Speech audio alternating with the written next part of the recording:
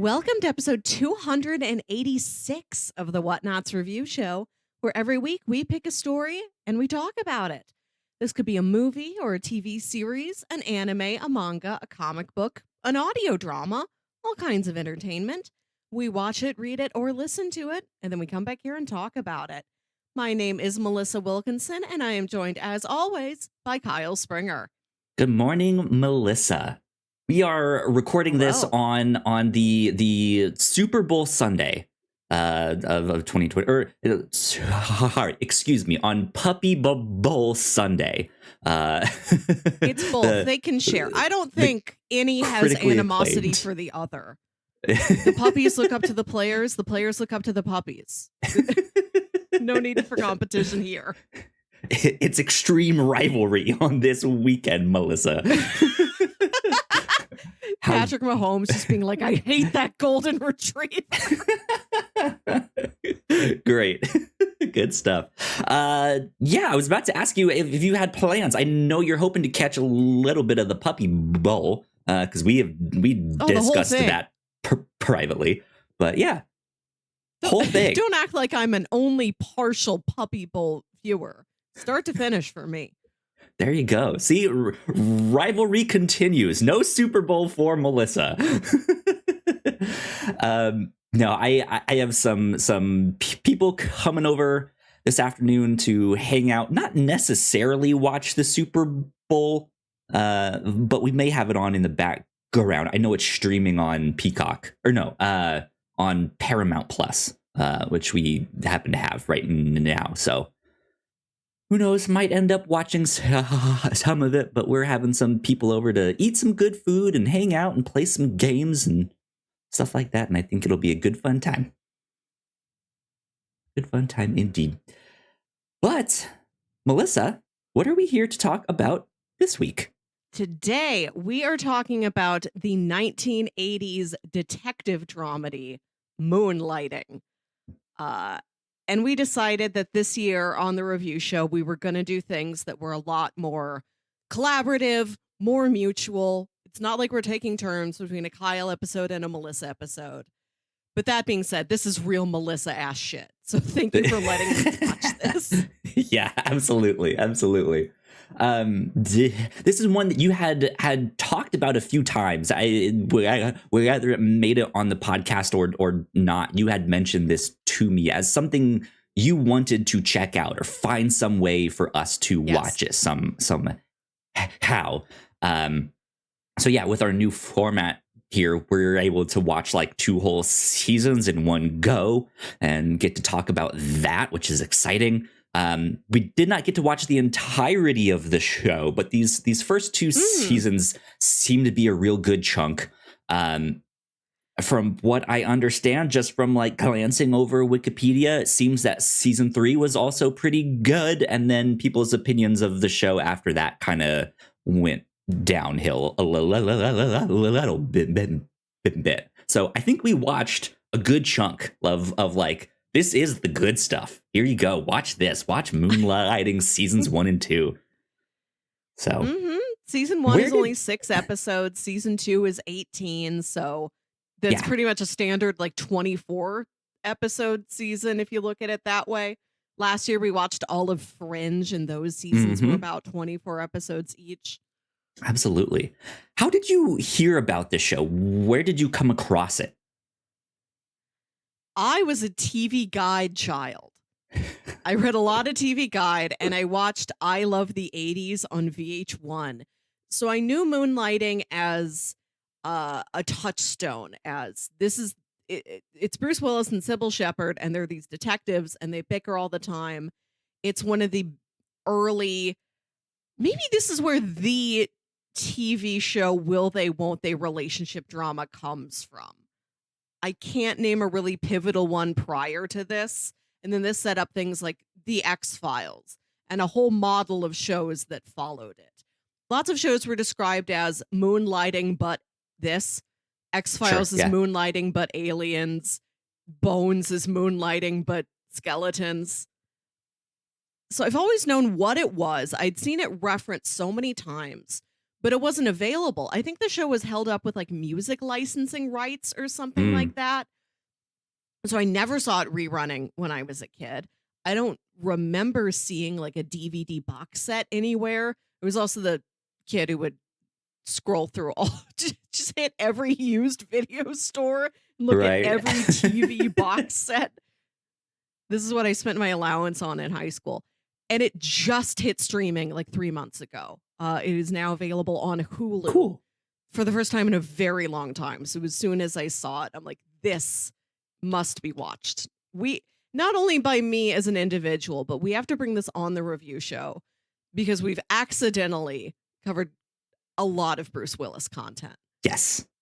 Yeah. Not planning to, but Bruce is a mainstay on the review show. I feel like you and I don't have any strong feelings about him individually, No. but the third unit of the review show loves Bruce Willis.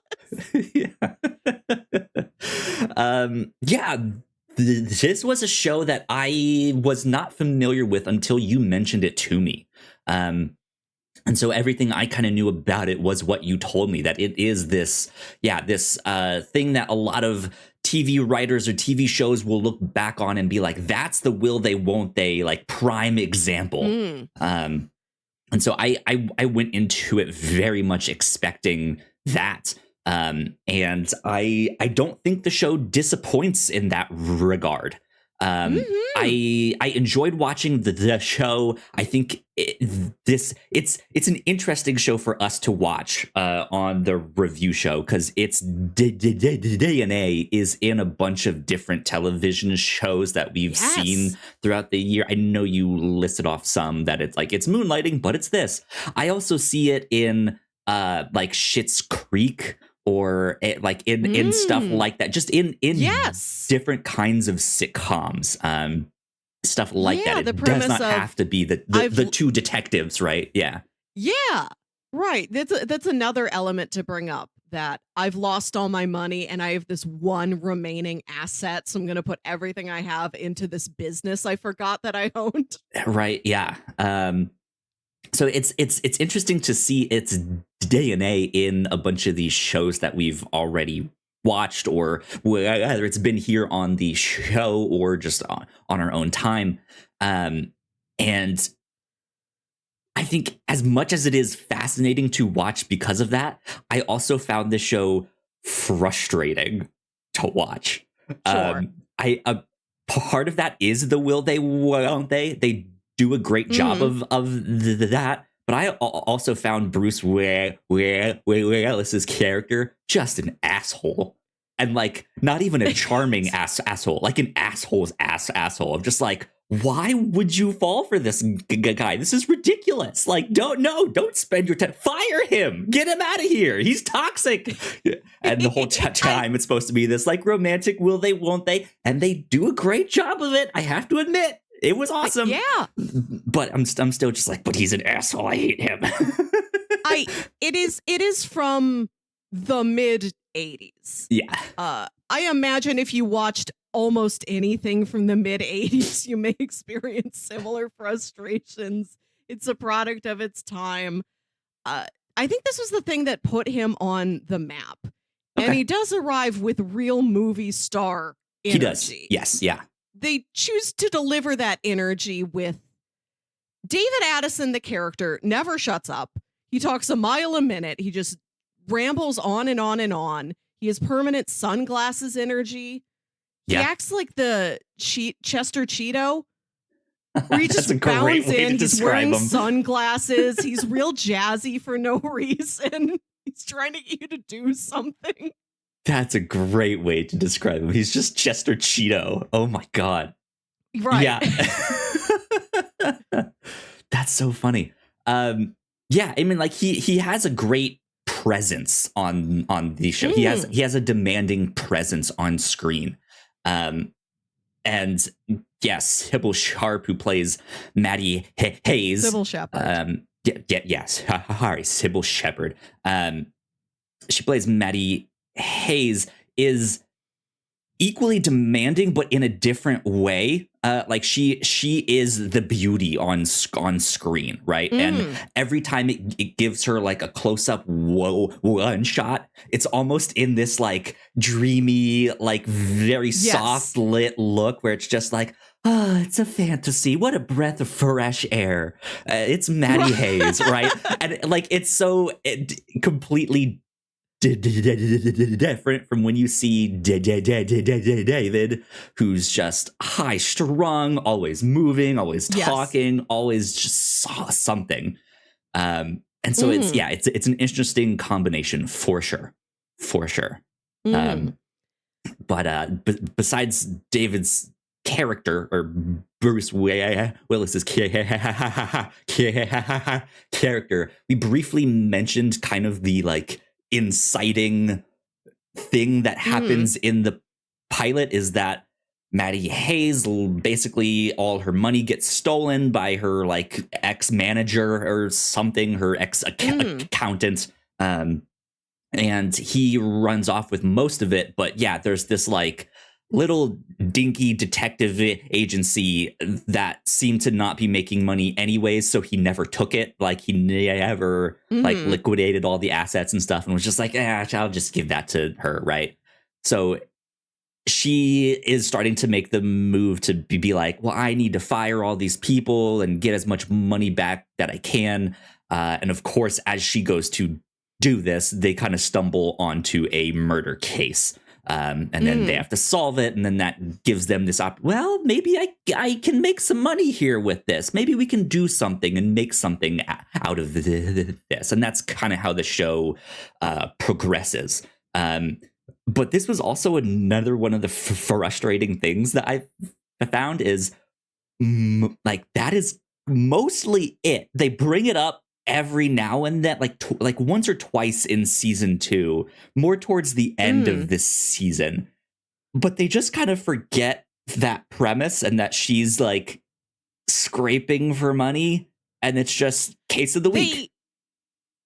They say it a lot. They're constantly talking about, we have to take this case because we need the money.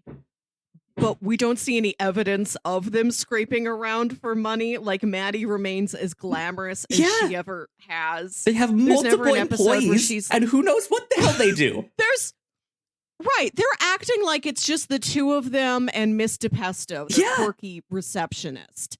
They're acting like they're a little like 3-person operation, but there are 8 other people in suits walking around who like don't really get names or personalities. They're just part of the crowd, part of the office. They're absolutely, it's not like they're keeping up appearances.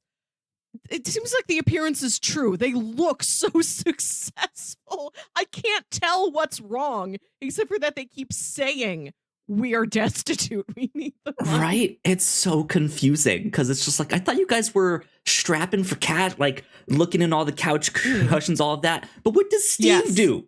Who is Steve? Right. What does he do? Get him out of here. As much as I hate to say that, like, no, that's not like, I'm a big video game fan. And right now that the industry is getting hit harder than I've ever seen it, with layoffs and restructurings where a bunch of people lose their job. It is terrible. It's awful. And I hate that companies think that they can size up to do these big things and then size back down when they're like, oh, but we need to make better profits and do all of that. I hate that. But also that's the situation they're in. And I get that, like, sometimes you do that and it's just, there's no other play. It's like, well, we screwed up. We kind of need to let some of you guys go. So yeah, it's just like, I'm sitting here like, this show is so frustrating. I hate this. But it's good. I had a good time though. I'm happy you did. You're a crime fan. Yes. So I figured you would enjoy that part of it. It's so 80s. It's very vaporwave aesthetics. That's a major reason why I love it. I thought you might enjoy some of that too. I was looking up something and I saw someone on some website, I don't know, they described the theme song as syrupy. And I was like, you know what? That's a good way to describe that. Syrupy. L- I love the theme song. This show is, like I said, recently added to streaming. I Yeah. started watching it on Hulu, and then I switched to the Hulu portal you can get on Disney Plus. At least there is no skip intro button. I don't know if this is with everything that Hulu had shifted over to Disney Plus, if that's like a part of the interface that hasn't traveled. It's only in 100% beta yet. on that. Okay. So there's probably features and stuff that they'll put in still. But I was also like, is this such an obscure show that they just put it on there and nobody has gotten around to calculating the skip intro button and how far it's supposed to take you yet? Like it'll just play. That's fine. They'll watch it. And I watched it every time. Yeah. The show is set in LA, and the opening credits, among shots of David and Maddie and Miss DePesto, it shows you just sights of Los Angeles, including our old friend Angeline. Yeah. Every episode, there she is. Yeah, indeed. Yeah, I had a good time with this show. As I was looking up stuff about the show, I did see people like recently commenting on websites being like, yeah, I'm rewatching this now with my spouse or whatnot, having a great time. Stuff like that. So yeah, I think it is an enjoyable show if you want something that is like a really lighthearted, not necessarily crime show every time. It's not so big into the crime as like CSI was or something. Sometimes the cases they take on is like a robbery or something like that. Something a little more, not lighthearted. That's not the right word, but not as gruesome. If that makes sense. No. Right. It's very light, very cozy. You do get a good variety of different mystery hooks. And this is a show that plays around with having specialty episodes. There's one that has a black and white, like 1930s fantasy sequence. There's meta breaks. I had read that this show was one of the first shows that could be considered a dramedy. Sure. Like there weren't a lot of programs at that time switching between the two tones as much. And in the early days, it would get nominated for both comedy and drama awards. Nobody's really sure where to put it. And it has this meta comedy to it where like David will look at the audience like he's Deadpool or something and make a reference to how he is in a show. They will do intros, not as Bruce and Sybil, but as David and Maddie. They're like, hi, we're David and Maddie from the Blue Moon Detective Agency. Welcome to a new episode of Moonlighting. We're here to read some of your letters before the episode begins. Yeah. And every letter is like, when are you two gonna kiss? So it's like the TV exec said that this episode had to be exactly 42 minutes long, but the episode we made was only like 40. So we're here to just waste some time and do all of that. It's just like, okay, stupid, dumb. I love it. Something that feels fairly contemporary. I was surprised to see this much of it back then in the 80s, which is such a cartoonish thing to do. It's very Looney Tunes. Yeah. To know that you are in a program. Yeah, absolutely. Or to like have them step off set and that it actually is a set, like they're being then like serenaded for the Christmas episode by the rest of the cast and crew or whoever is out there, their families. And you get to see like all of the sets. It's like the weird thing. This is a weird fact, but the way that Jerry's apartment is built in Seinfeld does not actually work. His hallway should go through his kitchen and it's like, it's not something you think about watching the show, but then you see a schematic of like how the apartment is made. It's like his hallway outside the apartment doesn't exist. That's weird. But yeah, they'll like step off set and it's like, oh, there's other people there. Huh. Interesting. And so it's good. Yeah, it's fun stuff in Moonlighting indeed. Yeah. Do you have any other kind of non-spoilery stuff that we want to say about Moonlighting before we get into the nitty-gritty? It's It's only 5 seasons. It doesn't seem like there's that much of it. And like I said, season 1 is just 6 episodes. So if you're curious about this 80s television relic, or you're interested in looking at television history, it seems like this was something pretty influential. Pretty low barrier of entry to get started and watch just like a taste of Moonlighting. Absolutely. With that, we will take a quick break for housekeeping, and when we come back, we will dive a little bit deeper into Moonlighting. We'll be right back. Thank you so much for checking out this podcast. We hope you're enjoying it. If you didn't know, we make multiple different shows here at the Whatnauts, and a lot of hard work goes into making them, so we would love it if you check them all out. But none of this is possible without your support. Head over to patreon.com/thewhatnauts, and you can get access to over 40 hours of exclusive content, including our Patreon first podcast, The Pilots Club, when you sign up at our $3 tier. Of course, there is a free version of the Pilots Club available, but episodes are exclusive to our Patreon for 2 years before they hit the free feeds. If you're interested in buying merch, we have shirts, hoodies, mugs, and more for sale over at thewhatnauts.com/store. Another great way to help us out is by subscribing and leaving a nice rating and review on your podcasting app of choice. You can also subscribe to our YouTube channel for video versions of the show, trailer reactions, and live streams. And lastly, you can always find out more information about the shows we make on our website, thewhatnauts.com.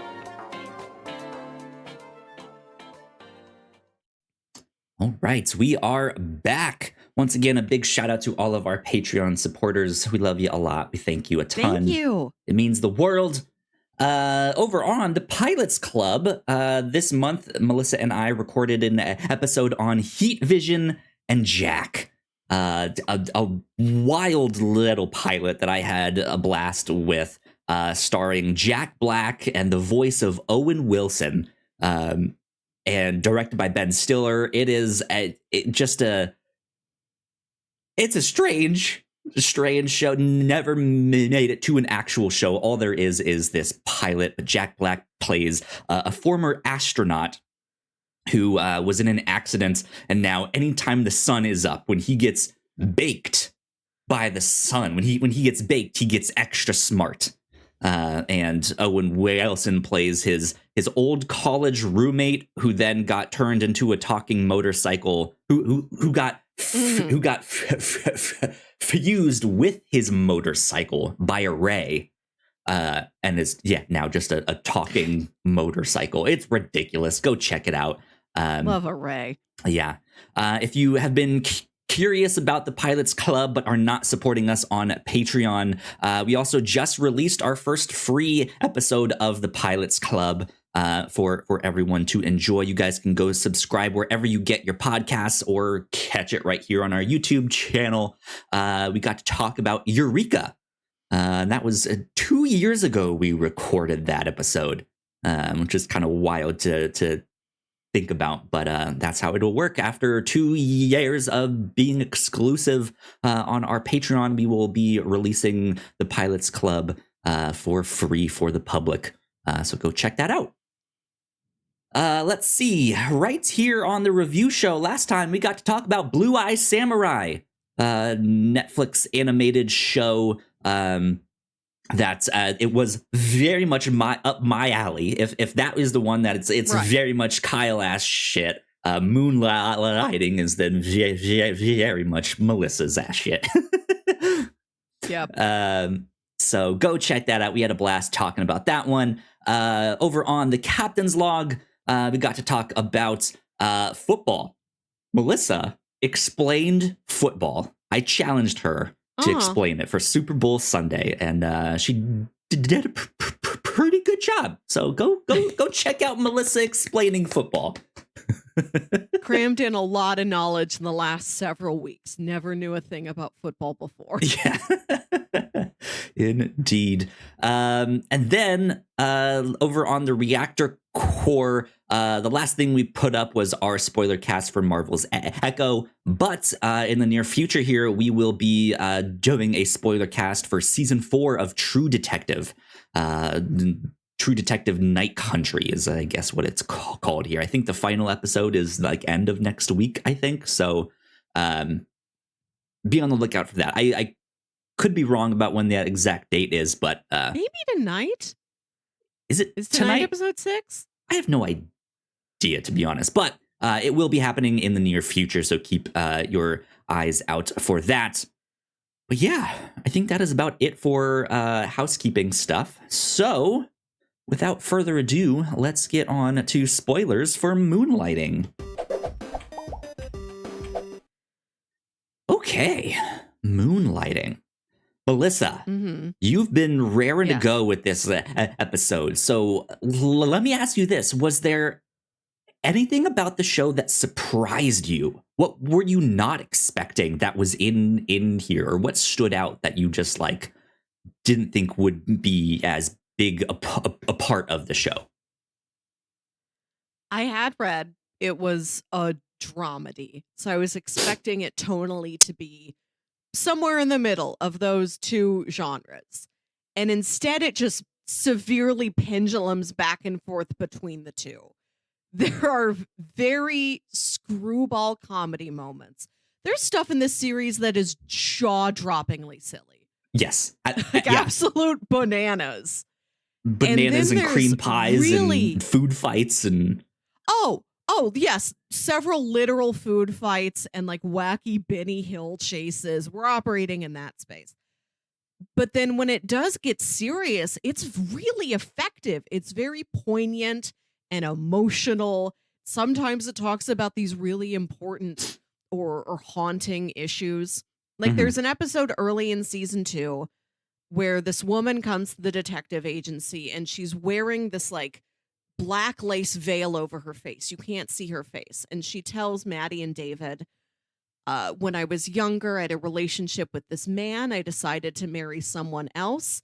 So my ex threw acid in my face to like ruin the rest of my life. And she's like, I've spent decades now never showing anyone my face.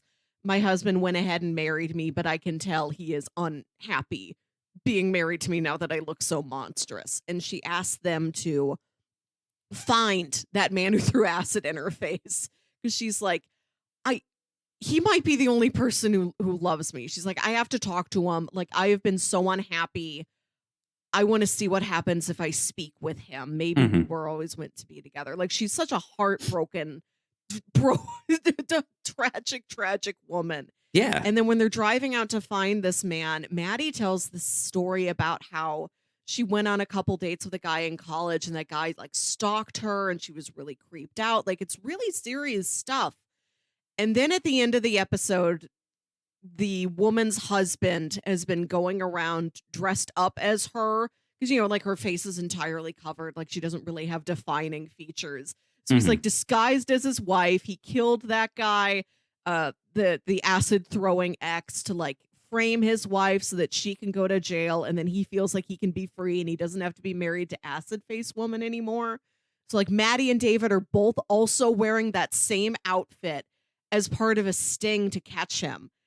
And you get, like I said, one of those wacky Benny Hill chases where it's 4 people in these identical costumes running through the halls of this hotel while the William Tell overture plays. Right. And they're all running through the dining room, and one by one they knock over this poor waiter and he keeps spilling all this food. Yeah.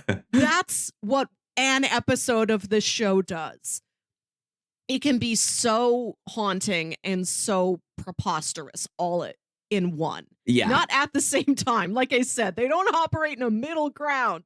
It's one or the other, flipping back and forth between the two of them rapidly. Absolutely. When it goes into the slapstick stuff, it goes all the way. It's not just like a single bit that happened. Like one person gets slapped and that's it. It's like, no, now we're going to have a 2-minute chase scene with a lot of like food being spilled on rich, fancy people and they've ruined their suits and all this stuff. Right. But then it like again, it's kind of meta because they know the kind of show they're in, they know the kind of comedy they're doing, and so Bruce Willis's character is also referencing the Three Stooges in times like that. You'll hear him make the like nyuk, nyuk, nyuk, nyuk, nyuk, right, and he just does all of that, and so it's fun to watch. Like, no matter when you just like tune into the show, there's always something to catch your attention, because it is this like, it could be this real serious crime, but then it could also just be this like joke that David makes, or he recognizes, hey, that's not her, where'd her like hip swing go? Like, it's like, okay, you're staring at her ass the whole time and that's how you recognized her? Come on. Like, there's always something to catch your attention and be like, oh, this is interesting, this is kind of a fun show. But yeah, it's not mixed, it's not like a good blend, it's just either this or that. So interesting stuff. I think for me, the thing that I was not expecting was the way it plays with the format of the show. In the sense, like you said, there is an episode where it goes like all black and white, and it's like it happens in the 1940s, but it's all the same characters and actors that just playing different, and like we've seen stuff like that in Fringe. I know it happened in Lucifer as well. They do some stuff like that. I like when like Crime of the Week or Case of the Week shows do stuff like that. They play with this weekly formula that they're riffing on. And I just kind of always thought that was a more modern day thing of like, we've had so many shows that just do the same thing over and over again. What if, the same character, the same actors play in the 1940s? Because that's when the main chunk of the mystery needs to be solved. And they have this one clue that solves it for them in modern day. And that's it. Or who knows what. But it's just, to see it in a show taking place in like mid 80s. I was like, I didn't know they were doing this back then. That's interesting. That's fun. Yeah. And they're getting to it so early. The show does have such a defined format that they can break it very promptly. They're not waiting to do this stuff until later. Yeah. Like, there's an episode of X-Files that's in black and white. There's an episode of X-Files with this like historical sort of a fantasy sequence where it has the actors that playing characters in the past. There's an episode of X-Files where Mulder tells his side of the story and Scully's like, that's not what happened. Here's my side of the story. But those are 3 separate episodes from seasons like 4, 5, and 6. Moonlighting does all of those in one episode, and it's episode 10. Yeah. They're off to the races here. Yeah. It's something else that I thought about too, is that it felt like it felt like the premise of the show was so simple and so stripped down that they could kind of morph it into whatever they wanted. If they did want it to be a sillier thing, they could. Because it is the case of the week, but some of these cases are also just kind of almost background noise for what's happening in the show, but there's not much else happening in the show. It's the case of the week and the will they, won't they, and that's kind of it. There is no like B plot of like some like relationship drama between Miss DePesto and whoever she's dating at the time. Like there is no like, there might be later. I went through and I looked at the episode descriptions for all of the episodes just to get a sense of where it was going. I think they do add a little bit more later, but in these first 2 seasons, I hope Maddie and David bickering, Miss DePesto comes in and says something cute. There's a crime. And that's it. Like, there's no other supporting characters. There are no subplots. Right. There's no continuing storylines. Right. There's not like one big overarching case that they're trying to solve the entire time. So it feels very simplified. And I think that is partly why it's so successful, in that it's able to kind of reshape itself as it needs. Which I was not expecting that to that extent, and to see it like oh, now we're in a dream sequence, and now we're in this thing. Oh, we have a bottle episode. It's a like murder mystery dinner date on a train where a murder actually happens. That's fun. Like, that stuff is fantastic. I want to mention briefly that the black and white episode, I was reading that the network didn't want to broadcast a black and white episode because people might tune in and think, oh, the signal's broken. Something's wrong with my TV. So, like, we have to have an introduction telling people parts of this episode will be in black and white. And who they got to do that was Orson Welles in his final performance. Wow. Absolutely wild. Yeah. It's interesting because those bits that they do have to introduce some of the shows, that's mostly just David and Maddie, at least in what we saw. There's the meta layer of them talking directly to the camera, to the audience, but then there's also, like, they reference other shows that do things like that. He makes a Twilight Zone joke where he does a spot on Rod Serling impression. I was like, wow, that was great. More of that, please. But yeah, like they have stuff like that I kind of also mentioned with the comedy too, when they're in a silly situation, or when they're in it doesn't matter what situation they're in. David's character has seen a bunch of other pop culture enough to reference it in those bits. And so it's not necessarily fourth wall breaking in those times, but it is the right meta layer of, like, I'm thinking, oh, this is like a Twilight Zone intro, and then he says that exact same thing, or goes into the bit. So it is kind of is there a fifth wall that he's like thinking the same thoughts that I'm thinking, even though I didn't vocalize it? He's not speaking directly to me when he does that. I don't know. But he is as aware as you are. Yes. Yeah. Absolutely. Are there any of the more emotional aspects of the show that left a real impression on you? Ooh, I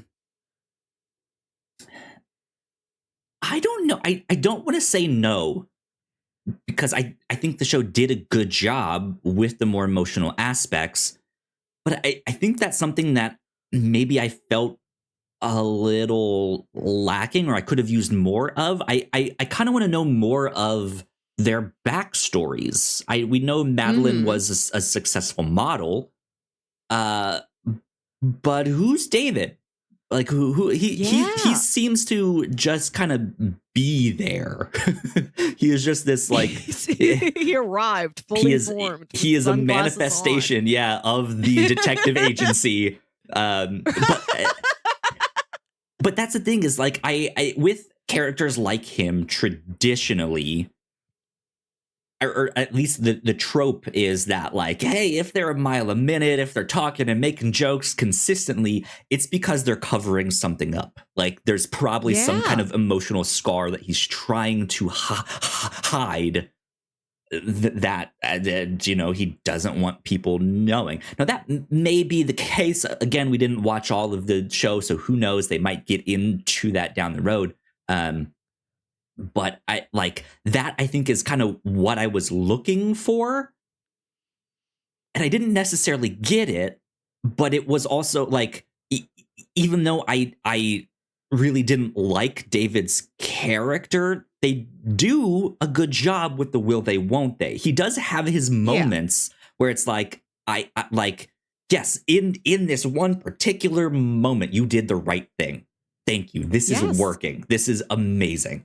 And even when I don't like him, he's still doing a great job of the will they, won't they stuff. And so I think that works. Like there is an emotional aspect. You want to see them get together. They do kiss on one episode, but it's not really seen as a super romantic one, I guess. I don't know. I want to go through this.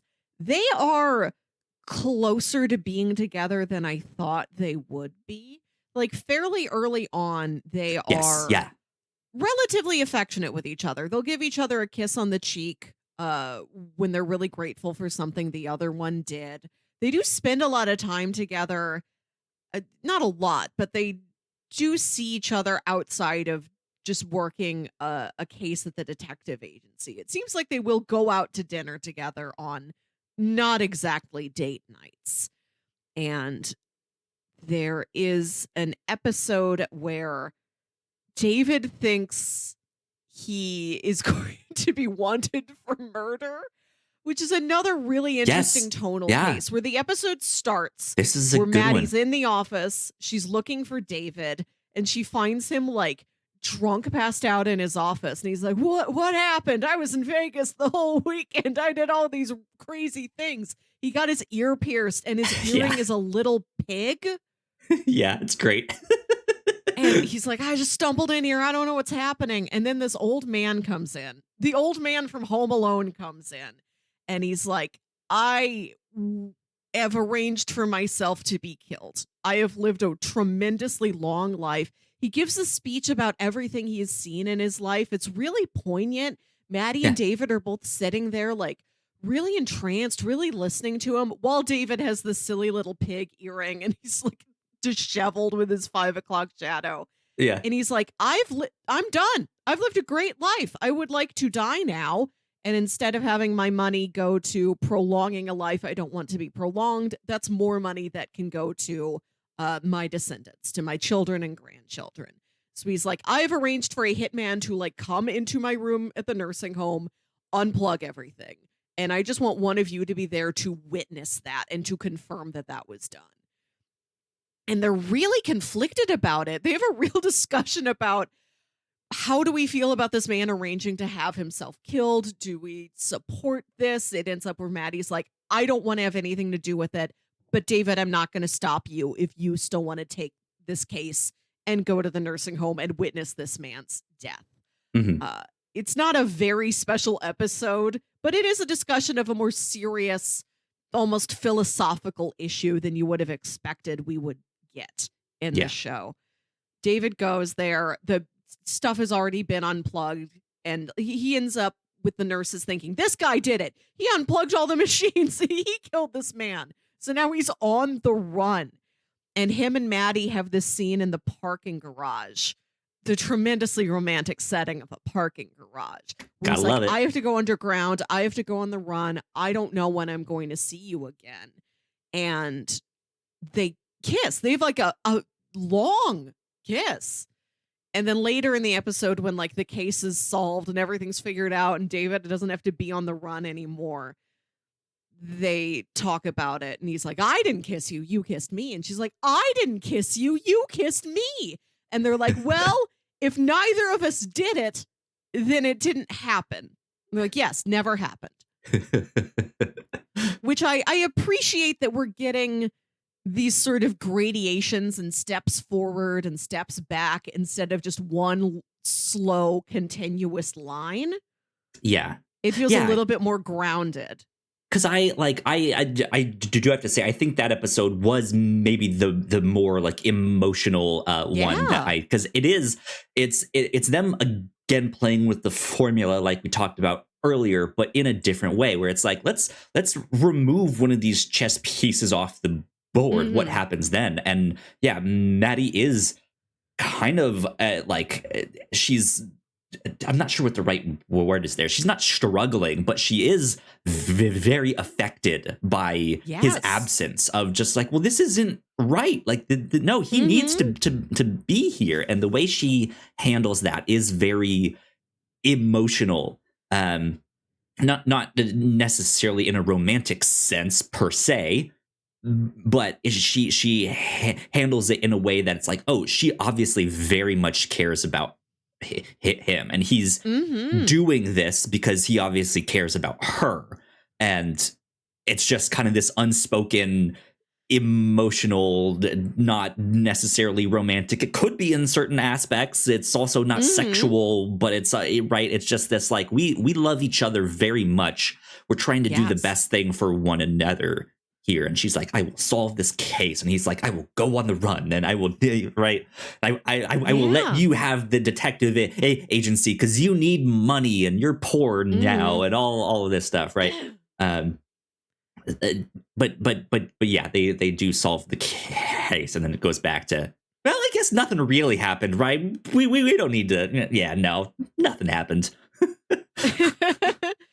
There's another episode where it's not the main plot. It's really the focus of like 2 or 3 scenes where Maddie admits that she doesn't believe in God, and David isn't judging her, but seems worried about her, that like if she doesn't believe in God, God will judge her, which is an interesting take on that differing of opinions between friends, where he's like, I don't want anything bad to happen to you in the afterlife.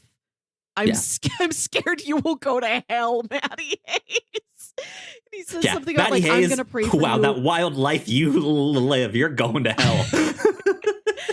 I do also love that Maddie is kind of a square. Oh, like she's a square, so glamorous. She's like, she's naive is maybe the word, because she's not necessarily innocent, but then she's like, she's kind of not like there's in that one where the guy arranges to kill himself, they find out that the service he used is in like the back of this adult video store, and there's this one sex worker that you go see, and so the scene where the sex, like the door opens and the sex worker sees both David and Maddie there. Hilarious. But then she kind of has no idea like what's happening or anything in this, and she's like, David, she's taking off her clothes. David, she's really taking off her clothes. Like, what's happening here? And he's just like, she's taking off her clothes. Exactly. Maddie is so glamorous. She's so beautiful. She's so intelligent and such an independent, principled, capable woman. She's not boring as a character, but I like that she's kind of boring as a person to the people around her. Like, she doesn't seem to do much with her time off. There is an episode where David jokes about like, she goes on a few dates. What are you doing? Yeah.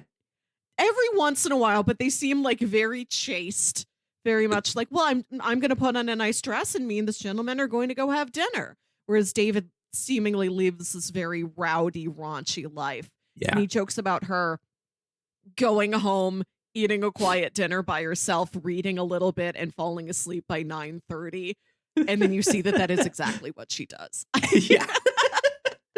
I like that. I like that she isn't necessarily haughty or uptight, but she just doesn't, she's not a thrill seeker. She's very independent and very capable, but she sort of has to have other people prompt her into doing something extreme and kind of stepping out of her very mild comfort zone. Yeah. I think she's also, I have to choose my, I don't want to say she's overly emotional. That's not right. But she can react physically when she gets angry. There's the scene with her father. She screams, she stomps, she hits things. Whereas David slams doors. Yeah, like David might slam a door when he's frustrated, but he just kind of tends to isolate himself when he's angry. Like he's not physical in the same way that she is, which is an interesting kind of like inversion on what you think they would be. Of like, you would think she would just kind of pout and get silent and maybe go off by herself and storm off, but she storms off and starts hitting things and slamming things and is yelling, no, right?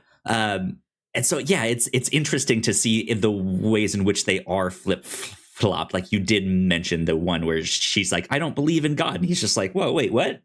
Hold on. I'm concerned. Like, have you heard the good news? Yeah. Like, yeah, right. And he's not like trying to preach to her, you should believe. He's only saying, I'm sad to hear you don't believe in God because I'm worried for your soul. Yeah. Also, to talk about the episode with her father, that's an outstanding episode that feels really different from the others, where Maddie's parents are going to come visit her for the first time in a long time. They're in town for a wedding or something, and she's talking to her mom, and her mom mentions, your father comes home late. I'm worried he's having an affair. And Maddie's like, no, my dad would never do that. And she's like, you know what? I'm going to prove to my mom my dad's not having an affair. I'm a private detective. I'm going to tail him. I'm going to follow him and find out exactly what it is that he's doing. And David steps in and he's like, I believe in you. I believe what you're saying. But if you find out something bad about your dad, if you see that firsthand, he's like, I don't want that to happen. You don't want to catch him in the act. Let me do it. Right. He's like, let me do it. And David doesn't have the sort of big chauvinist machismo where he like won't let Maddie do things.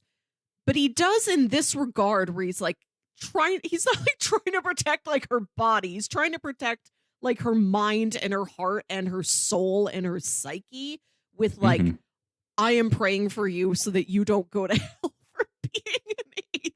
It's that kind of energy, So it feels like it's such an old-fashioned thing, but I like how it's kind of adapted into this show. And with this, please let me do this for you. I don't want to see you be emotionally hurt because of this thing you want to achieve. And he tails her dad, and he does like knock on the door of the hotel room, and then another woman answers the door. And he goes back to Maddie at the office at the end of the day in this really lovely, like serious, heartfelt scene where he just goes to her and says, I think your father is a good man. She's like, what? And he says again, I think your father is a good man. She's like, David, what are you saying? Tell me. Look at me in the eyes and tell me you followed my dad all day. And he says, I did. And I'm sorry. Like, it really pains him to break that news to her. And then they have this uncomfortable dinner where they're meeting her parents out at this fancy restaurant. And they're both so uncomfortable. And the dad's trying to play everything off like a normal time because he has no idea what's happening. He doesn't know that his wife or his daughter's detective partner suspect that everyone at the table knows. Yeah. And there's no twist. There's no, that woman, she's a physical therapist. I've been getting ill and I was scared to tell your mother. Like, it seems like it is exactly what it is. That's the whole episode. It's not a twist. It's not a mystery. It's this very small, like, crisis of faith and lie within this little family unit. It's a really nice, like, just 4-person bottle episode with Maddie and David and Maddie's parents. And like, Maddie confronts her father, like beats him up with her like little envelope clutch, just slaps him with it over and over again. Yeah, absolutely. And then the episode ends with him like apologizing to her. It's all really sincere. It does feel like an episode of a different show, but there's several episodes of the show that feel like an episode of a different show. Yeah. Which is why early on I kind of said like it's case of the week, but sometimes the cases aren't really much of a case. They just kind of stumble onto something that they have to quote unquote solve, right? And yeah, in this instance, it feels more like maybe a show along the lines of like The Incredible Hulk, where like he stumbles into town and there's some like characters he gets involved with and maybe helps out their marriage, right? And then moves on to the next. It feels there are more. A lot of episodes where the Hulk saved a marriage. I don't know, but that like kind of where it's not it's not a murder they're solving. It's not a robbery. It's not a crime. It is. Like someone who's cheating, that's something that a detective agency handles, but it is also right. Like it's not like they were really hired to do this. It is more so just kind of like character stories here that's happening. And so, yeah, it feels in a way it's like, well, it's not a crime show for this episode. Mm-hmm. Still kind of is, but right, just like, yeah, it feels different, like you said, and that's just like. There's probably better examples of like besides Incredible Hulk. I don't have that many touchstones of like older shows like that, but that is kind of the thing. It's that character would kind of stumble into town and stumble onto some problem. And then even while he's dodging the law, like he ends up helping those townspeople in some way, and then moves on, and everyone is sad, and sad Hulk at the end, right? And he walks off. Yeah, and that's just kind of what it felt like. I don't know. So we have this episode that's a much more serious and poignant and personal look at adultery and lies within a family. And then we have the episode where this woman comes to the detective agency and she's like, I'm a leprechaun. I need you to hide me so that a man doesn't steal my gold. God, like, I was like, how much does this show get into potential supernatural stuff where it's like by the end the case is solved, but the real mystery is still out there, right? Like, and I also like that David's like, I don't know that she isn't a leprechaun. And Maddie's like, David, she isn't a leprechaun. He's like, well, how should I know? Like, I don't know. Yeah, like I was kind of surprised by that one. It felt silly in a very different way, but was also just like, well, this is kind of the stupid stuff they've already been getting into, right? Like, there's some dumb stuff that happens in this show for sure. But yeah, by the end, okay, she's not really a leprechaun, but then they do the like, I don't feel like it was a bad joke per se, but again, they like find the gold that was stuffed in the locker that she gave to them, and when they call the like not taxi guy, but the like air servant, I'm not sure what his job was, but when they call him over, he also happens to be Irish, and so they just kind of look at each other, and it felt like this like, oh, all Irish people are leprechauns joke, not in like a mean-spirited way or anything like that, but just the like eye rolling, like another Irish person. Oh my goodness. There's a lot of here we go again. Very old-fashioned gags in this. It feels vaudevillian at times. The patter that Maddie and David have with each other is like, the man was murdered. He was murdered. He was murdered. It's that they do the who's on first exchange. Yeah. They do that exchange like once or twice an episode. Most of the runtime is that pattern of back and forth. There's lots of screaming somebody's name, a la the Dr. Scott scene in Rocky Horror Picture Show, or that scene from Shrek 2, if that's your reference point. That style of everybody just yelling names, that happens in here a lot. Yeah, tons of different references to all of that stuff. I say we have to talk about Mr. Pesto. Lovely.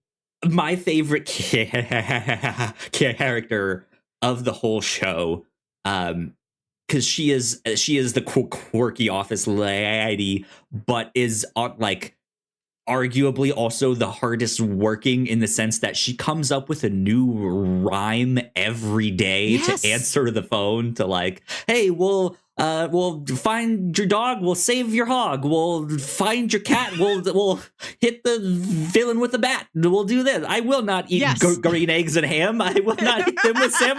Right? Like, it is that kind of, and just every episode is something new. She's kind of an airhead, just kind of clueless, not paying attention half the time, but also very in tuned to again, in the same way that David is kind of aware of the pop culture that the show is referencing, she's aware of the will they won't they that the show is doing. And so there's a scene where Maddie and David are arguing, and like Maddie storms off and Mr. Pesto comes in. She goes, "Oh, is mom and dad arguing again?" Right? It's like mom and dad are arguing again. That's exactly what I was thinking. I like that she works there not just because she is like wants to be a receptionist or anything like that. She likes mysteries too, which is why she goes on that like dinner party murder mystery dinner party. She's so stoked to be invited to this thing to solve this mystery. I had a blast with her whenever she's on screen, and always just the hello Miss Hayes, bye Miss Hayes, as they just like ignore her and storm off and do all their stuff. She's so polite, she's so kind, has so much affection for her bosses. A lot of the time they have the same affection for her. I could tell that when an episode was maybe with a different writer, there would be these sort of odd spikes where they treat Mr. Pesto almost like an annoying kid sister. Every once in a while, that'll be the dynamic for an episode where Maddie just will not listen to her. And I'm like, Maddie, isn't Mr. Pesto your friend? Don't you care about her? Why do you keep, she's trying to show you one thing. Why do you keep shoving her away? I want to talk about this Christmas episode because this is remarkable. A lot of these episodes start with the cold open of whatever the crime is. In this case, it's a family with a little baby where the dad is in witness protection. The guys he testified against find him. They're going to like throw him out the window or something. And they don't know since he testified, he's like gotten a wife, gotten a baby. So this woman hears the men break in, hears them threaten her husband. She takes the baby and she like sneaks out real quiet. And you see, they live in Miss DePesto's apartment building. This woman's trying to escape. She's got this baby. The baby might be crying. Miss DePesto's like doing laundry. She leaves her door unlocked, goes down the hall to the laundry room. Woman comes in, just like leaves the baby in Miss DePesto's apartment. When you see her later, she's like, I didn't know her personally, but I saw her in the building. She seems so kind. I knew she would take care of the baby. I just had to get away. I didn't think I could bring the baby with me. I needed to know the baby was somewhere safe. Yeah. So Miss DePesto, from her side of things, she just finds a baby in her apartment at Christmas time. She brings the baby to the office. And it's a really sweet story where Maddie, who's this very principled, very stubborn person, is like, we can't hold on to this baby. Like, we have to call the police. We have to find out where the baby came from and what happened. And David says, Miss DePesto loves that baby. We don't know where the baby came from. We don't know if we would be taking the baby back to someplace that's much less loving. Can you just let her have Christmas with the baby? And then like on December 26th, after she and the baby have this beautiful Christmas together, then we'll call the police.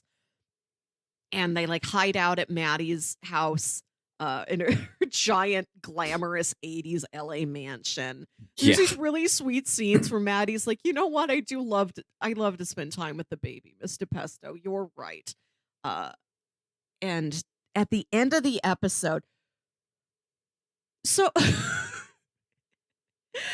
the way this episode wraps up is that these bad guys have learned the baby is because they want to kill like that man and his entire family. The baby's hiding out at Maddie's house. They sneak into Maddie's house. And then during the standoff, David descends from the chimney head first in a Santa costume and his Chester Cheetah sunglasses. Yeah. And then he has a big sack of toys with him, and they throw toys at these bad guys. They're just lobbing like Nerf balls at him.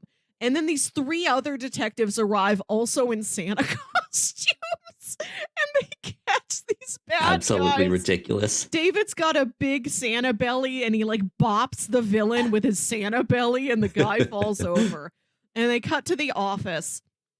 They have their like denouement at the office where they're like, sure happy we wrapped up that case and we got the baby and the mom together. And then it starts snowing in their office. Not even the suspension of disbelief that, oh, I wish it would snow at Christmas, even though we live in Los Angeles. What? It's snowing? No, it's not outside. It's inside. It's snowing in the office. Yeah. And then they walk out of the office onto the sound stage. And like you mentioned earlier, there is all of the cast and crew and their families. People brought kids. Somebody brought their dog. And they're all singing Noel under this fake snow. And it's really beautiful that this is one of the things they're choosing to use their meta comedy for, is for something that isn't really that funny. It's just very sweet. Yeah, it's a nice moment. They sing all of Noel. This goes on for like 3 minutes. You see everybody. Like they made it so long so that they can cut to everybody who helped make this show possible.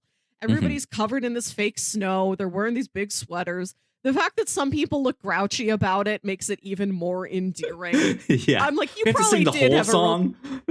Right. You're probably so hot that I don't know what that fake snow is made out of, but you did this thing that aired to all these homes in America. You had to share this Christmas moment with all those people. It's still here years later. It went away, but now it's back. And now me in 2024 can look at this and see, oh my gosh, these are the people who made Moonlighting here with holiday wishes for everybody. It's really sweet. That's so special. I don't think I've seen another show do that with the level of production that they did, where it's like, oh, we're not just like everybody's standing in the parking lot and they're waving and they're like, happy holidays from us to you. They're like, this is an entire musical number. Everybody's here. There's so many kids and a dog. Merry Christmas from Moonlighting. Yeah, absolutely. Yeah, they have some good moments like that for sure. Yeah, I don't know if I have too much else to say on it. I already expressed my frustration with like, why didn't you fire those employees that seem to do nothing? They're not even named. Yeah. Why haven't you sold your house, sold your art? Why haven't you how is your business not profitable if you're consistently taking new cases and solving them? Where did that gold go to? Did you not invest that back? What's happening here? Like, there's so much your problem seems to be solved, but you keep saying like, well, we have no money. And it's just like, what is happening? You can see that this is from a time when TV was expected to be much more episodic, and it was much more difficult to know what had happened previously on a show. You didn't have a TiVo to record, set to record all Moonlighting reruns. VHS tape recording is probably still pretty fresh. So every episode is more like the self-contained thing. But there are some elements of continuity, like the inciting incident for the show is that Maddie's manager or accountant runs off with all this money. And then midway through season 2, she finds where that guy went. Yeah. She finds that he opened a casino in Buenos Aires or something. So she goes down there determined to confront him. And then when he doesn't give her the money back, and David's like, were you expecting to just ask him to give you your money back and then he'd do it? Then the two of them gamble the night away and just casually win $20,000. Life-changing money, $20,000. And so much of the show is escapism. Yeah. Maddie Agreed. She lives in the biggest mansion. She's the most beautiful woman you've ever seen. She's so glamorous, even though she keeps saying she has no money. Everything wraps up in this neat little bow at the end of the day. And this especially was just not literally a fantasy sequence, but it might as well be just talking, laughing. $20,000. Right. Yeah. And she wears this dress in that episode. And then several episodes later, when Miss DePesto she's in a rut, she's like, every day of my life is the same. And Maddie's like, you know what? Let's shake things up for you. I had a ticket to this like private investigators ball and I don't want to go. Take my ticket. Be me for the night. Let's glam you up. And they have a dress up montage. Love a makeup montage. Yep. And Mr. Pesto winds up wearing that same dress. And they don't comment on it, but I like that it's the same costume piece representing this woman in both cases, sort of stepping out of, I'm tired of being stuck in this situation. I want to do something about it. I am putting on this dress for empowerment. Yeah. Yeah.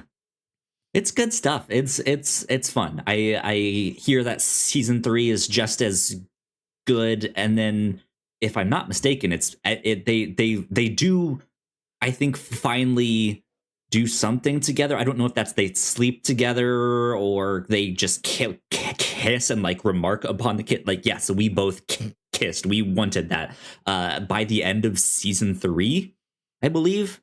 I think so. But yeah, I'm not sure what the reasons are exactly for like seasons 4 and 5, why people didn't like those ones as much. Maybe it's because at the end of season 3 they finally did the thing that everyone wanted them to do, and then everyone moved on. That is what I remember hearing and reading about in TV guides talking about subsequent shows that followed kind of a similar format. Is you got to watch out for in Moonlighting when they actually got together. And then that was so much of the momentum of the show was waiting for them to get together that then after they did, it's like, all right, well, now what am I watching for? This like goofy murder of the week? Yeah. Yeah. I plan on watching the entire rest of this thing. I had a great time. Cool. Aesthetically, it is right up my alley. Maddie Hayes is the woman I want to be. I want to look like that every day. Glamorous.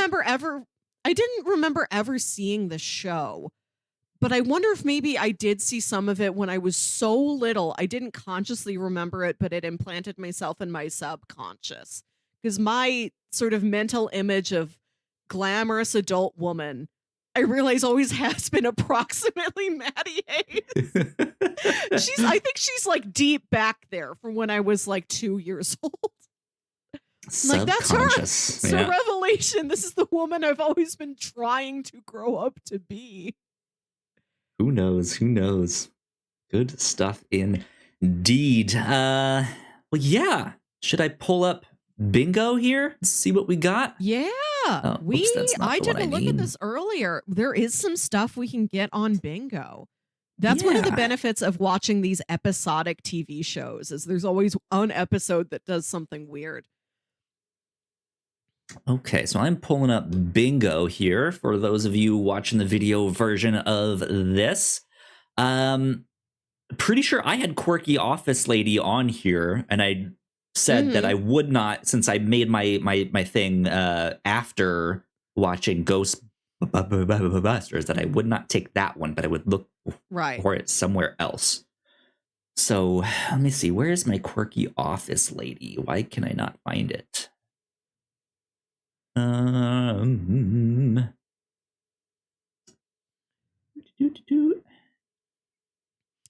Sassy grandparent. Not what I was looking for. Not exactly. Where's my Quirky Office Lady? Do I not have Quirky Office Lady? Did I change it? You maybe called it some. You have Kooky Office Lady. That's how you phrased it. Where? Oh, it's next to. There it is. It's next to Magic Book. I see it. I see it. Surely we encountered a briefcase of cash at some point, right? I actually don't think we did. Maybe a duffel bag. Doesn't count. Remember. We gotta have the briefcase of cash. What I am able to cross off on my sheet, I mentioned that wacky chase scene where they're all wearing the same costume and they keep bumping into the same waiter. Mm-hmm. I think that gets me both action scene in a kitchen because they are chasing through the kitchen and out the door, and that's when they bump into the waiter. Yep. And I get repetitive destruction of same item or place, which I put on here exactly for things like this. The Yeah. same guy, the same table of food keeps getting disrupted. So that's a nice twofer. I get foggy glass shower door for PG-13 nudity, which I think is at the beginning of that episode. So that one episode, Something very like that, efficient yeah. for bingo. An Oscar-winning actor, because this show is full of great guest stars, including in the season 2 finale, Whoopi Goldberg. Yes, Whoopi Among Goldberg. others. That episode ends with another, we're running out onto the sound stage, and they do a full Blazing Saddles chase scene across the studio sound stages. Yeah. At one point, they run into famed little person actor Billy Barty, and they're like, Billy Barty! They've got the classics. There's a Roman centurion walking around. There's a cowboy. They're all there. I think I have a couple that I can also mark off. Literally hiding in a closet. Yes. The leprechaun was hiding in the closet. Yes. What about number as clue, Easter egg, or pattern? Because they have that like watch that leads them to the in the first tower, episode. the matching. Yeah. Sure, you can get clocks. That. Let's see. I have Go ahead. I have uncomfortable dinner party. It's not a full dinner party, but that episode where they go out to dinner with Maddie's parents. Yes. Yeah. I think that counts. I think so. And yeah. then It's pretty uncomfortable. Musical episode. It's not a musical, but in that black and white, like, film noir flashback episode, they are performers at a jazz club. I would give you that one. So there's diegetic songs in that one. Yeah. What about the Dreamweaver style soft focus romantic close up? Dreamweaver, like the scenes in Wayne's World when he looks. That's at Herrera. To be honest, I kind of described Maddie like anytime they do her close up, like one shot, right. It is that. It's not from the perspective of a character. It's not like this is David vision when he looks at Maddie, but like anytime it is just Sybil Shepherd in frame, they frame her like she is the most beautiful woman alive. Yeah. The focus is so soft. She glows like an angel. Did we have someone waiting in the shadows to talk? Did we ever get that? At some point we must have.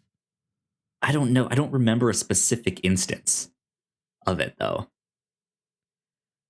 We maybe did. Did we have a fight in the rain? I don't think so. No. Okay. Let's see. It doesn't rain in Southern California. Door. You know the song. I don't think we got a secret door.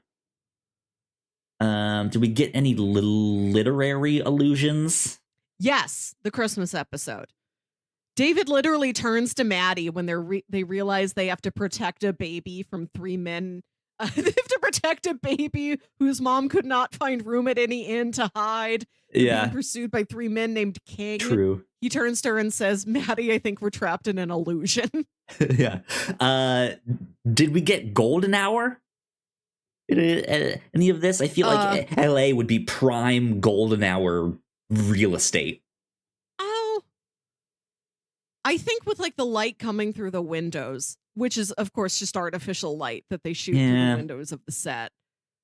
I don't know about that one. I think we're good. I think I may have marked off all the ones that I had here. Did we get a big puddle splash? Because there's that one rainy episode where Maddie is just covered in mud and I don't think we actually saw the splash though. No, we don't see it. She arrives at the office completely soaked, drenched. And covered in mud. Yes. Okay. Did we see a sad bachelor apartment for David? Did we get to see his? We cut to him once. One night when like Maddie calls him in the middle of the night and he's sleeping, but it's not a wide shot. It's just a close up on him in bed. So you really have no idea of the surroundings. I am certain it is a sad eventually bachelor in there. apartment, Yeah, but we don't certain have it the is too. proof. He probably has like, it's like the apartment in Big. He has like weird kitschy kid stuff in there. Right. He has like a race car bed. He has a pinball machine, an inflatable chair, he has like a mini gumball machine right next to his coffee machine. He has to. 100%. Oh man. Okay. I think that's our bingo update for today. So with that being said, Melissa, what are some things you would recommend for people who liked Moonlighting? I neglected to mention earlier another pivotal early will they, won't they romance, Sam and Diane on Cheers. Yep. So if you want to stay in the comedy space with a similar relationship dynamic, watch Cheers. We did an episode of our Pilots Club Patreon exclusive podcast looking at the pilot of Cheers. That was a lot of fun. And The Nanny.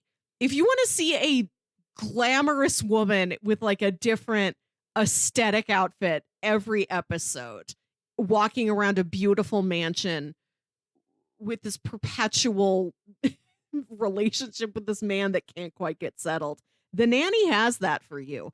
There's one bit on The Nanny where they do kiss and he tells her he loves her and then he tries to take it back. And she's like, you're not allowed to take it back. That's not how this works. That's funny. Nanny's a lot of fun. And if you want to stay more in the slightly more dramatic crime procedural space, I mentioned Fringe. Last year we watched all of Fringe. Mm-hmm. The main couple in that is a lot less bickery. It's more of just a sincere, here are two people who have a connection and they will form a relationship while they also solve mysteries. There is eventually a will they, won't they, but it doesn't really start out as that. Yeah, and they're not like opposite characters. It's not like, can you believe these two working together? If you want something that's more naturalistic and grounded, despite this being a weird speculative sci-fi fiction show, you can watch Fringe. That is a really well done romance at the center of that show. And of course, my beloved X-Files. I love the X-Files. I'm constantly chasing things that are X-Files-esque, which is what brought me to both Fringe and Moonlighting. Yeah. We also did a Patreon exclusive episode, not of the Pilots Club, but just a Patreon exclusive where you had me watch a few episodes of the X-Files, all written by the same person, I believe. Yes, we watched the 4 Darren Morgan episodes from the original run of X-Files, which are 4 shining gems. Yeah. X-Files is another show that has a lot of tonal shifts, but like one episode will generally be one thing. You will have one very serious like crime episode with a supernatural edge to it, and then you will have one very silly episode. Like I said, there's one that's entirely in black and white, styled after an old Frankenstein movie, scored entirely with Cher music. Nice. There's one where they go to a possible case of vampirism at this tiny little town in Texas. Mulder stakes a kid, and then his fangs fall out, and you see that they were fake, and he's like, holy shit, I think I just killed a kid who was not really a vampire. So the next... I take it back. Right. Then they're like, how do we explain this to the chief of the FBI? We have to get our story straight. What do you think happened? And Mulder says all of this, and Scully's like, that's not what happened. This is what happened.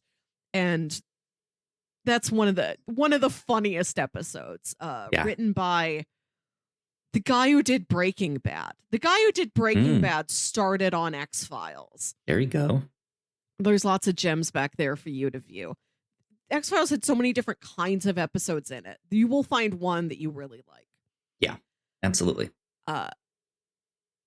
Murder, She Wrote is not a show I've directly watched very much of, but one of my favorite YouTube creators is named Pushing Up Roses. And on her channel, she has a series called That Time on Murder, She Wrote. that is just her recapping really bonkers episodes of this episodic, like, cozy crime series from the 80s and 90s. Yeah. It is really similar energy, except instead of a will they, won't they screwball romance, it's just one very sweet old lady encountering various weirdos as she tries to solve murders. Please seek out those videos. They're only like 15 minutes long. She's done so many of them. They're really fun. And then, so the Bruce Willis projects we have previously covered. Again, not consciously. We just looked up one day and we're like, weird, we've talked about Bruce Willis like 6 times. We watched the whole Unbreakable trilogy, Unbreakable, Split, and Glass. We watched The Fifth Element and Looper. And he is part of the large ensemble of Wes Anderson's Moonrise Kingdom. I want to shout out another Bruce Willis movie. It's a movie with Bruce Willis in it. He's the third lead, but really it's the 2 women who are the stars of this. This is an early 90s movie called Death Becomes Her, directed by Robert Zemeckis. You may have seen this in retrospectives on CGI. The plot of this movie is that these 2 women were originally friends, and then like one of them took the other's boyfriend, who's Bruce Willis, and these 2 women have been bickering, they've been feuding, they've been rivals for years. Both of them want to stay beautiful and young so that then they can get the man. And they each find this immortality potion to where they will no longer age and they can't die. And I think one of them doesn't know that the other one has it. So it's these 2 women trying to kill each other and they can't die. So they're getting like holes shot through their abdomens. They're getting their neck twisted all the way around. Real Looney Tunes antics here. Good, clean and family this fun. was some of the first CGI recreating the human form in cinema. So maybe you know it from that context. I gotcha. But the movie's a lot of fun, and it is a really unique Bruce Willis performance where he's kind of a sad sack. He's such a pathetic pushover. He's not in a mode that you typically see him in. And I know he's unable to act anymore. Mm-hmm. So looking back on these various performances, I feel a sense of gratitude for, I'm happy we did have you when we did have you. Yeah. Sorry, I don't get to see you anymore. Absolutely. I think if you want to swing on over to the more comedic side of things, absolutely go with things like The Naked Gun, Police Academy, Airplane, like all of that stuff. I think would be a surefire hit. We already mentioned Fringe, but yeah, if you want another kind of like the episodic case of the week, crime of the week kind of thing, I briefly mentioned Lucifer. That's a good one. That is very loosely based off of the comics of the same name, but it's the basic story is that Lucifer himself goes to Los Angeles to start a bar and somehow stumbles into being like a police consultant with a detective there, and so they're solving all kinds of cases and crimes and stuff like that. But they also do the thing where they will kind of play with the format every now and then, and maybe here's an episode that takes place in the 1920s, or here's one that takes place in the 80s, or right.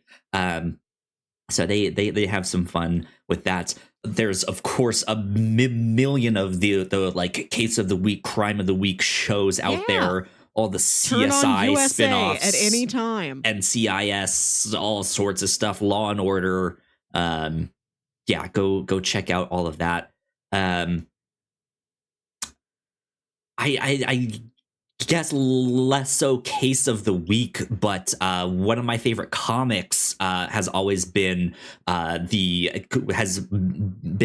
Gotham Central. This is a comic about the police department in Gotham City and kind of what it means to be a police officer in a city where Batman can often solve the crime faster than you. And the inciting incident in that is that another cop is killed by Mr. Freeze, and the cops take that as like a personal attack on them. So they want to solve the case before Batman can, and the race is on. But you get to know some of the characters there in the police department as they are solving crimes and taking cases. There is the day shift and the night shift and stuff like that. It's an interesting book if you want more of the actual crime side of things there. So go check out Gotham Central too. So good stuff. I think that's all for our recommendations. But for our next episode, speaking of DC Comics, we are about to dive into Human Target, written by Tom King with art by Greg Smallwood. This is one that I had started to read. I had this on my radar as it was coming out. And I've read the entire series, but almost immediately as I started writing it, I was like, Melissa, I think you would really like this book. And so I've talked it up, I've hyped it up to Melissa, and you were like, hey, we finally need to put this on the calendar. Yeah. So, well, like I said, we are reading Human Target by Tom King and Greg Smallwood. According to the little Amazon description here, here's the synopsis. It says, Christopher Chase has made a living out of being a human target, a man hired to disguise himself as his client to invite would-be assassins to attempt his murder. He has a remarkable career until his latest case protecting Lex Luthor goes sideways. I won't read much more than that, except for the prime suspects just happen to be the Justice League International. The Human Target, I thought this was some sort of mid-century spy or secret agent or like action story. I don't think you specified to me that this was within the DC universe. Yes, it takes place within the DC universe. He is hired to, basically pose as Lex Luthor to like find some assassins that might be out there trying to kill Lex Luthor, but it goes sideways. And some bad stuff happens there, and all the signs point towards someone in the Justice League International has done this. Now, if you are unfamiliar with the Justice League International, this was one of the comics that was running in the post-crisis era DC Comics in the mid to late 80s into the early 90s. It is one of my favorite iterations of the Justice League. When James Gunn recently announced all of the like, hey, we're making, new Superman, new this, new that, new Supergirl. The Justice League International is one that he's kind of pointed to as being an inspiration for his version of the DC universe. Go check out Justice League International. It's great. It has one of my all-time favorite moments in comics in the first volume of that. But all that goes to say, it has this, even though it takes place in more modern day times, it has this kind of nostalgia for a bygone era. Greg Smallwood's artwork all has this like very classical 1940s 1950s like advertising style. Yes. It's gorgeous. It is beautiful. Highly recommend checking out this book. It's won a number of Eisners for Best Limited Series, Best Penciler and Inker in 2023. So it's going to be good. It's going to be fun. It's 12 issues. Okay. I know it's not available on Comixology Unlimited. I know you should be able to buy it just fine on Kindle or Comixology. if you have access to like Hoopla or something, it might be on there. I haven't looked yet. But also, if you have the DC Universe Infinite app, it is all on there as well. So there are some places you can check it out. But yeah, that is what we will do in 2 weeks' time. I'm excited to talk about this one. It's a great little crime, murder, mystery book here with some incredible art. So good stuff indeed. I think that about wraps us up for this episode of the review show. So, Melissa, where can the people find you on the internet? I have a Letterboxd. I didn't like using anything. And I'm like, maybe I'll like using Letterboxd. And I haven't made myself do it yet. Well, there you go. I don't know. I'll skip it this week. I don't feel confident in being found anywhere. Just tell Kyle you said hi. Sure. Yeah, that works. You guys can find me at Yo Kyle Springer. And if you want to stay up to date with all of the stuff that we do here at the Whatnauts, we are on the threads at the Whatnauts official. I have not hit the button to do the stuff at the end. There we go. The song should be playing right now. So yeah, that's where you can find us on social media. But yeah, if all that sounds good to you, please go like, share, and subscribe. That helps us out a ton. If you're watching this on YouTube, go check out some more of our videos right over there on that side of the screen. That would also help us out a bunch. And yeah, this has been number 286 of the review show. We will see you all next time. Bye. Bye.